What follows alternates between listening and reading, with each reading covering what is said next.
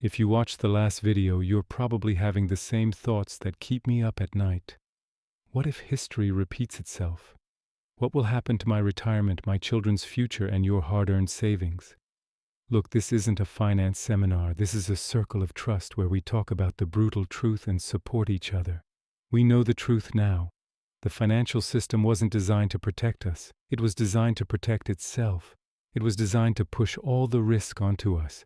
So today, let's stop being afraid and start being strategic.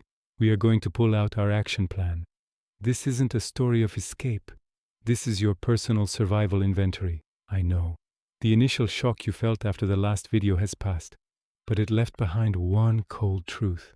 The bill for massive debt and uncontrolled money printing is always sent to the very bottom, to us. All of our retirement plans, life insurance, and childhood dreams are anchored to a fragile piece of paper. Now, let's set fear aside, because fear paralyzes. What we need is an actionable plan. If history repeats itself and governments force us to pay for their endless borrowing, what will save us?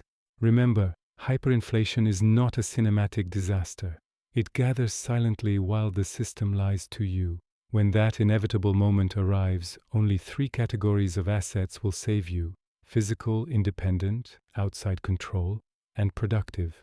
We need to fortify our position with 7 comprehensive lines of defense. Your banker won't tell you this, but these are hard-won lessons written in blood and passed down through generations. The central trust chain must be broken. As long as central banks continue to print money, every number on paper is theoretical. History whispers, governments lie, but metal and land do not. Therefore, your first move must be to transfer your financial identity outside the system's reach. Why are gold and silver still sanctuaries after thousands of years? Because their value isn't tied to a politician's promise. Gold is the ultimate store of value, and silver retains its value during supply crises.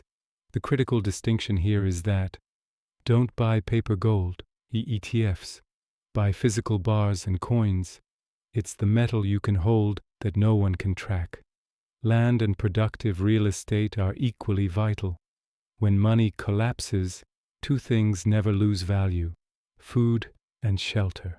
An agricultural plot or a property in a strategic location not only preserves value, but also serves as a potential barter unit that the system cannot track. The key is that the asset must be tangible and functional.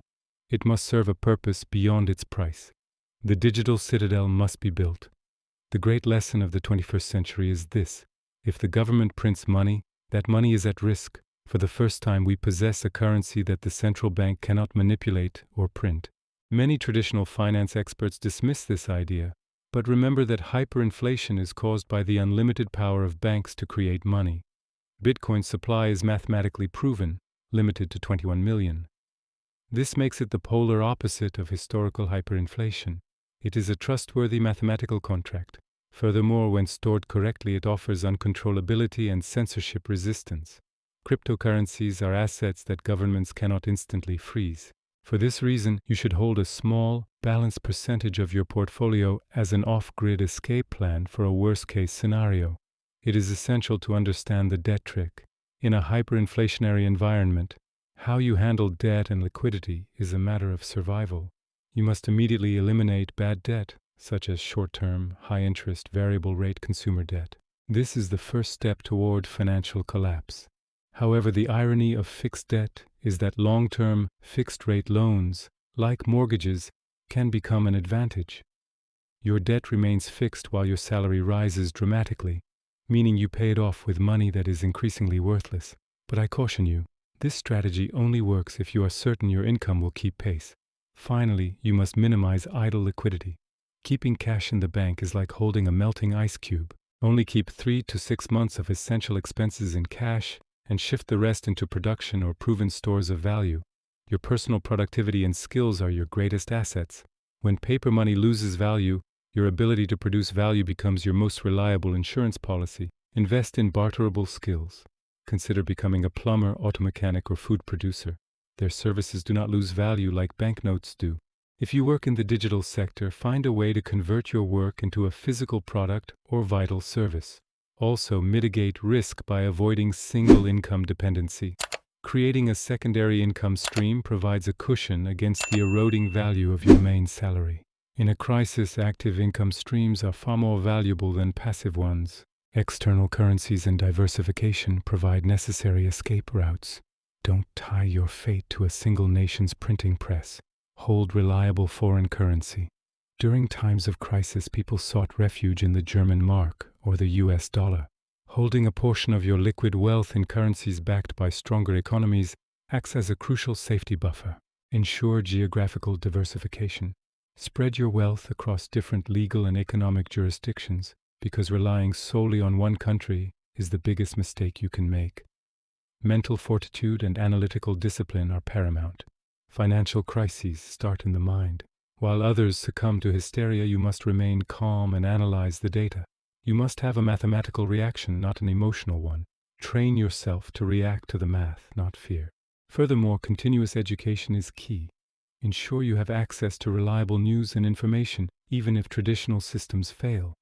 Finally, you must build community and connection. Crises tend to isolate people, but connection and bartering are essential for survival. Build a reliable mutual aid network with your family, friends, and neighbors. In the event of a financial collapse, this community will provide you with security and vital information. Embrace the culture of barter. Your ability to exchange a skill, such as electrical repairs, or a physical good for what you need, is worth infinitely more than the numbers in your bank account.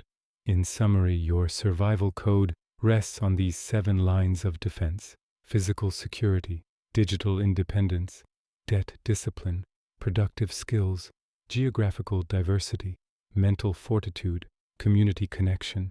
History shows us the pattern. Governments print money to hide their mistakes and erase their debt. This is not a theory, but a proven, brutal pattern. But now you have this knowledge. You are no longer blind. Hyperinflation devours the unprepared. It is the confiscation of one generation's future. Because you know this truth, though, you have a chance to exempt yourself from that tax, and perhaps even thrive during the storm. Don't let your fate be determined by paper money printed by others. Let it be determined by the tangible value and personal skills you produce with your own 2 hands.